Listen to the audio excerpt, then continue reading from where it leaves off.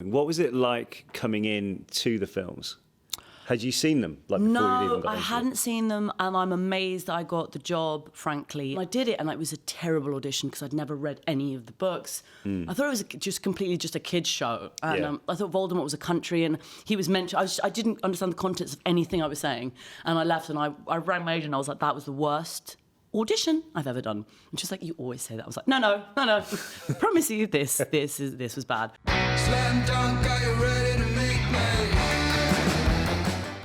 I was doing a play at the time, and I was actually quite annoyed that my agent had got me this an audition at all, because I was in Ipswich, and I was like, I don't understand. I've got to get on a train, do the audition, and come back before half. And I'm quite neurotic about. I have like a system before I go on stage, like getting into the thing, and it's like I can't.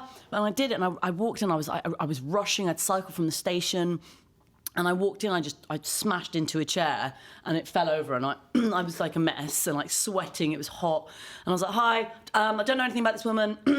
Apparently she changed her hair colour a lot, and I was like, that was me, I've done that a lot. And I kind of went into an in-depth story at this audition about when my first boyfriend had dumped me. I went into a hairdresser and asked him to turn my hair into a funeral. And that was my only kind of note to this hairdresser. Were they sitting there with a script like? And they were like, I was like, okay. I came out like, looking like a kind of really depressed Natalie Portman from like Leon. Just black, like I hate my life and my heart is broken. Black cloud falling around him. So I told them some stuff about that, and I think the director's like, David was like, okay. And I did it, and it was a terrible audition because I'd never read any of the books. I thought it was completely a kid's show. And I thought Voldemort was a country, and he was meant to... I didn't understand the contents of anything I was saying.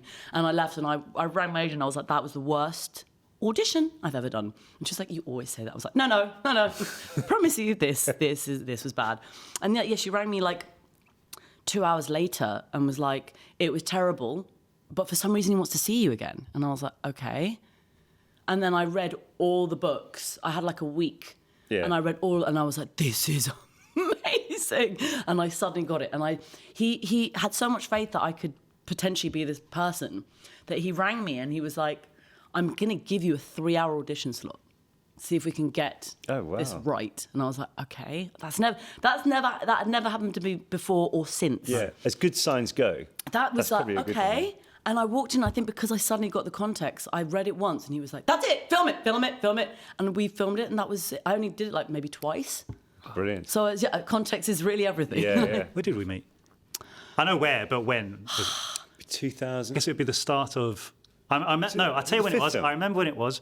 It was on, the fifth Harry Potter. Yeah. But you were getting your hair dyed purple or having purple bits put in. Yeah. So the first time I met you was actually in the hair and makeup room because I was with Jenny, who would dye my hair ginger. Yeah. And she said, Nat, this is Nat, and that's the first time I remember meeting you. Wow. Was it purple? Did you...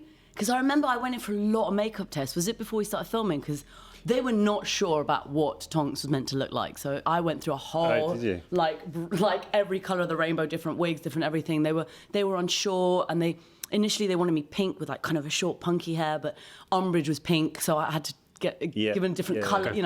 There was a whole... I'm assuming it was just before, because we were... It would be the test, I think. Yeah. In between 4 and 5, we had our hair cut off, allowed the natural one to grow through instead of bleaching it for solid 10 years.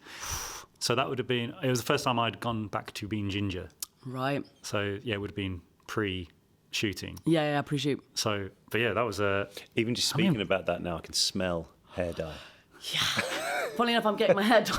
I've got hair point. It's pretty brutal, isn't it? It's amazing how hair survives, because I always have my hair changed for so many things, and it's like, is it going to fall off at some point? Just keep risking it. Yeah. So that was what? 15 years ago? Yeah.